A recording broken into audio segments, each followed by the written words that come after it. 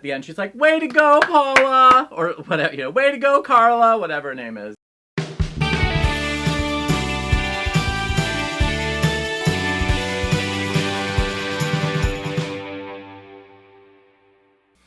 I'm thinking about a television program that was pretty long-lived, although rather esoteric, on Channel J, which then became something else in Manhattan. Least access cable. At night it was all dirty, but in the early evening and by day, people could pay to get a slot, and then they would sell ads against the time.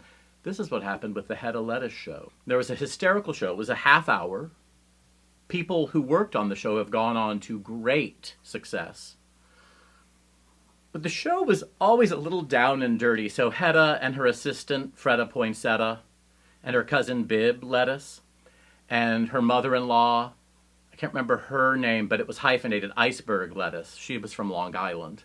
One night, Hedda was talking to the audience about something, and two other drag queens came out and hit her knees with loaves of French bread and had to be carted off. Well, this was right after the Nancy Kerrigan incident at the Olympics.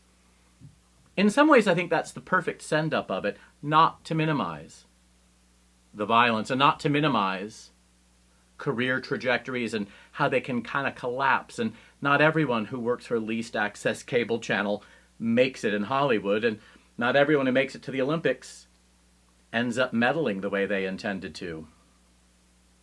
But there's something I can't figure out about Nancy Kerrigan. When she went to Disney World at some point after those Olympics, someone interviewed her about something and she was crying and said, "Everyone wants me to be unhappy and nobody wants me to be happy." And I thought, well, I don't know that that's true. I don't know that I want your unhappiness. And it makes me think about what it's like to be a professional athlete or a rock star, to be plucked out of obscurity and into the national spotlight, and what happens to all the shadow that gets cast, the little specks that were there, and then a giant light hits you, and all those specks seem so large.